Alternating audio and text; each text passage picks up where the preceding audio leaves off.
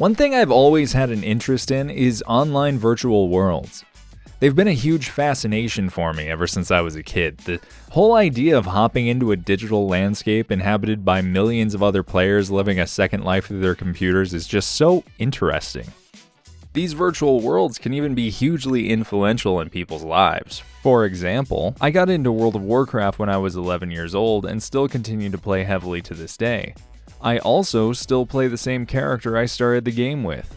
That character is Kelendrin, and is my channel's namesake and my username for everything I have an account on. With that, it's got me thinking about all the virtual worlds of yesteryear.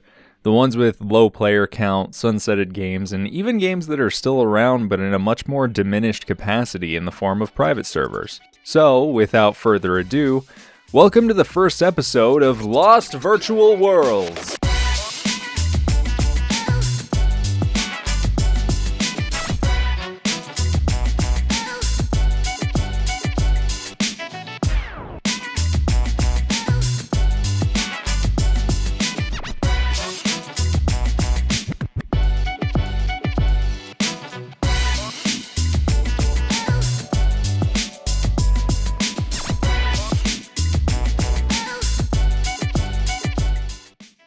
The first MMO I ever got into was a little-known game. Not many of you will have heard of it. It went by the name of... what was it? Club Penguin! Yeah, that's the one. Club Penguin. Welcome! Club Penguin was my first love. I used to spend the whole day at school thinking about the game and wanting to rush home just to talk with other players or try to flip the iceberg, even volunteering to work at the coffee shop serving other penguins and apparently having fun working in customer service. Oh, naive young Kel. So innocent. The horrors of work will come, don't you worry. Club Penguin was my main game from the ages of 9 to 11, and if you're somehow unaware of the phenomenon that was Club Penguin, allow me to enlighten you. Hop on up on my lap and let old Kel learn you about the best children's MMO from the early 2000s. Come on. Come here. Don't be shy. Sit on my lap!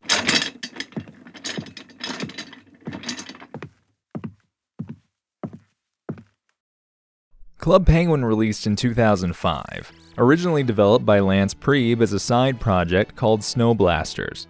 The game itself went through several iterations from Snow Blasters to Experimental Penguins, then Penguin Chat 1 and 2. These iterations all tried out different features and minigames that would eventually be adapted and integrated into Club Penguin's development. The inspiration for the project is attributed to Lance Priebe being dissatisfied with the quantity and quality of the few kid-friendly online games available at the time. Priebe, along with co-workers Lane Merrifield and Dave Crisco, set out to make their own kid-focused online game that could provide a safe place for kids to socialize, free from advertisements and various internet dangers.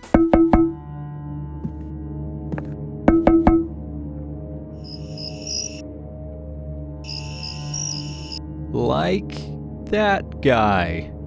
They approached their boss at Rocket Snail Games and proposed the idea of a spin-off company that they'd be able to develop their game under, and thus, New Horizon Interactive was born.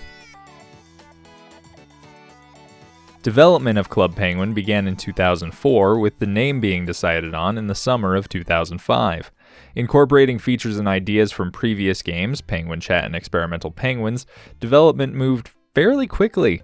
Something actually really surprising I found out while researching for this video was that originally they had planned to release the game in 2010, but due to the quickened pace of development, they launched it 5 years earlier in October of 2005.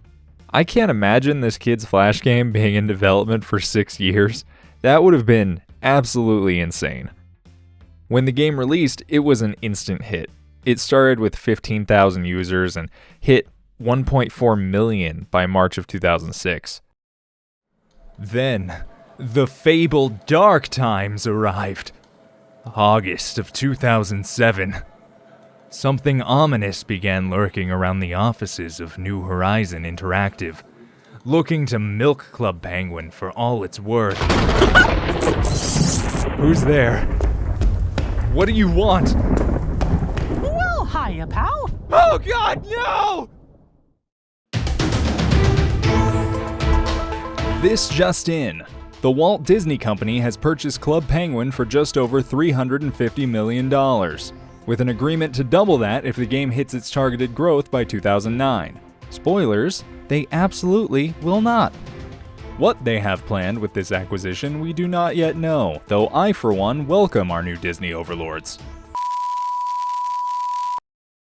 So, yeah. In 2007, Disney acquired Club Penguin for just over $350 million. There was an additional bonus if they hit their targeted growth, but they didn't. Club Penguin had close to a whopping 12 million accounts and 700,000 paid subscribers at the time of purchase by Disney. And by the end of the year, it was claimed that the game had over 30 million user accounts, and it was rated as the 8th most popular social network in 2008. Despite a lot of criticism surrounding Club Penguin's acquisition by Disney, this was actually around the time I first got introduced to the game. I still remember sitting in the living room of my parents' house eating cereal and watching the Disney Channel when I saw this commercial. At Club Penguin, you're a penguin. But not just any penguin, you're a penguin ninja. Or a secret agent. To say I was fascinated by this game would be an understatement. Up to that point in my life, I had only known games to be either big, fancy games on the PlayStation or small, single-player Flash games on those old game websites we all used to try and sneak onto in the computer lab. I had never even considered a game that was online where you could be on a server with up to 600 other kids from around the world. While Disney's acquisition certainly went against the advertisement-free nature that Club Penguin was formed on, it certainly helped propel the game forward into new heights. With Disney's budget and their far reach, they were able to spread the word to everyone. I've spoken to a couple middle-aged co-workers about this video while I've been working on it, and they even remember seeing commercials for the game even if their kids didn't play it themselves. What was surprising, and correct me if I'm wrong, but aside from the occasional Disney character-themed item in the game from time to time, I actually haven't found any real crossovers with other Disney IPs until June of 2012 with the Avengers Party. I'm actually surprised it took them that long to incorporate their other franchises into the game. I would have thought that that would be priority number one for them, but maybe not. It wasn't all good times, however. After enjoying a few continued years of growth, Club Penguin eventually peaked and started to decline. I attribute this mainly to a changing environment. By the time 2011 and 2012 rolled around, there were newer, bigger, and better online games for kids to interact with. Games that weren't just 2D assets on a static landscape played in the browser. In 2011 alone, games like DC Universe Online and Star Wars The Old Republic came out, both games that, while not made especially for kids, are also IPs that kids are definitely interested in. Add that to the monolith that was Minecraft also releasing that year, and it's no wonder Club Penguin's population was declining. Even I played all three of those games when they came out, and by that point, I was 13 years old and had absolutely no interest in games like Club Penguin anymore. With Club Penguin having trouble becoming attractive enough to draw in new players and its existing audience growing out of the game, Disney had to find ways to combat losses due to the game's declining popularity. In April 2015, they laid off 28 staff from Club Penguin's Kelowna headquarters, while their UK office was also closed in the same month. Later that year, they also shut down the German and Russian versions of the site and removed the mobile game Puffle Wild from the App Store. I'll be honest, I didn't know that existed until making this video, so I don't know that it was a huge loss. Then, 2017 arrived, and with it came the announcement that Club Penguin would be shutting down entirely on March 29th, 2017. In the final days of Club Penguin's life, there was a big send-off called the Waddle On Party that spanned from January 31st to March 30th of 2017. During this event, there were all kinds of games, items, and secrets celebrating the 11-year history of Club Penguin. One of the biggest secrets hit me right in the childhood. There was a big rumor that if enough players were standing on the iceberg and using their jackhammers, they could flip it, and that Antarctic would come out and reward the player with a blue hard hat. This was a long-standing myth in Club Penguin that the players were constantly trying to figure out ways to make happen, basically throughout the game's entire life. Well, during the Waddle On event, the developers actually implemented the iceberg flipping into the game, complete with Antarctic rewarding the player with a blue hard hat.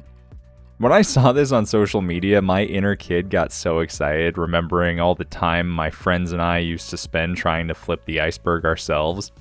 The underside of the iceberg also had a nice plaque that read, "Together we can build an island, create a community, change the world, and even tip an iceberg. Waddle on."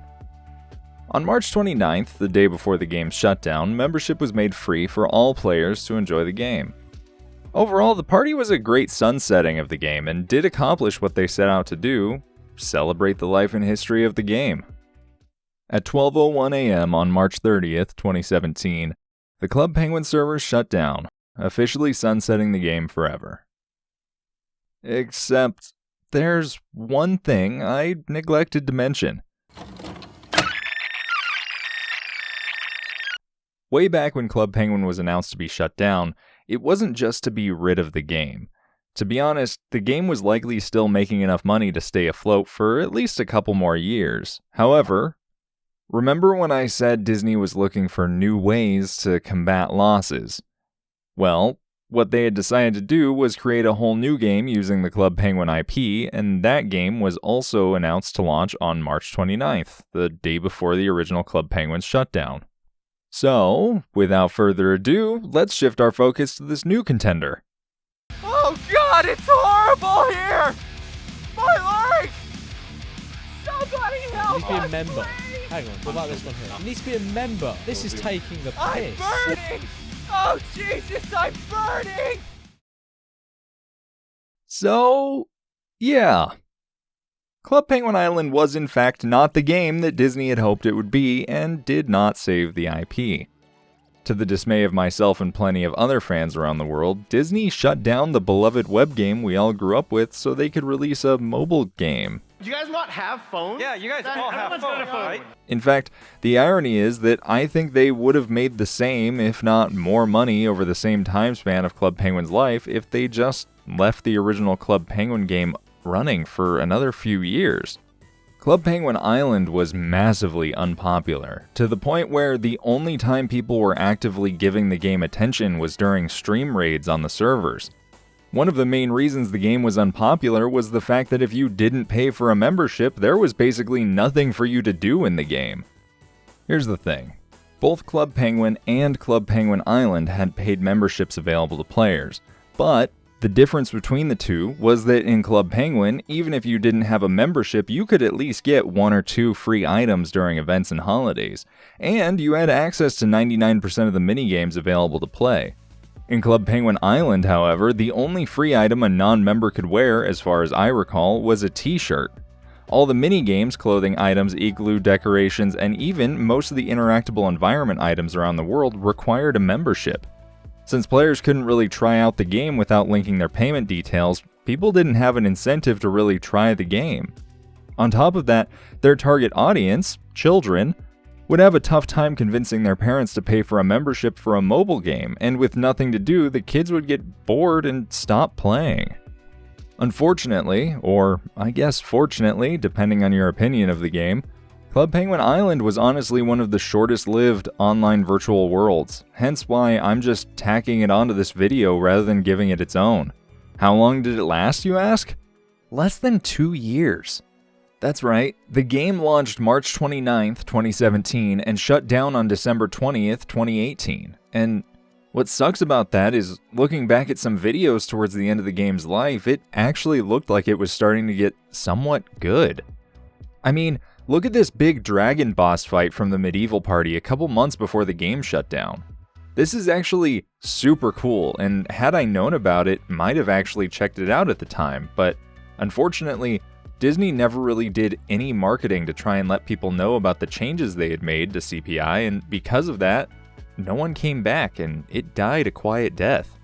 From some videos I could find online, they had one final party, and the devs did their best with what they had to give a proper ending to the game and its characters before finally saying goodbye.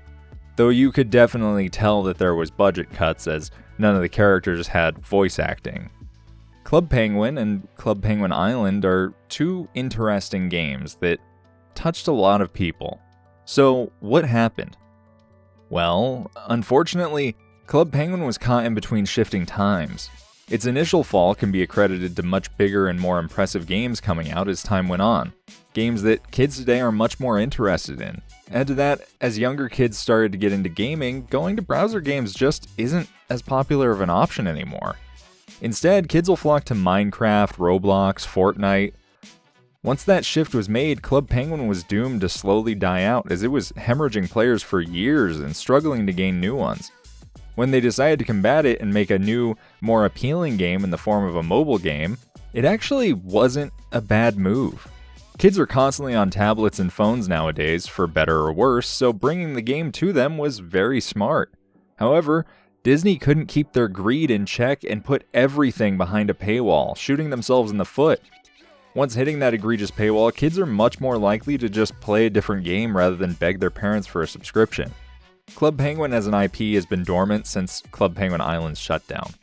Club Penguin is still playable, however, in the private server space, though there have been a fair amount of controversies surrounding these private servers, so I wouldn't say they're exactly kid-friendly. Club Penguin Island also, I think, has a couple private servers. They're a little difficult to find, to be honest, but I did find one, though it seems like a process to get it running. At the very least, it seems playable, so both seem to be somewhat preserved, for now. Club Penguin meant a lot to myself and many others as kids.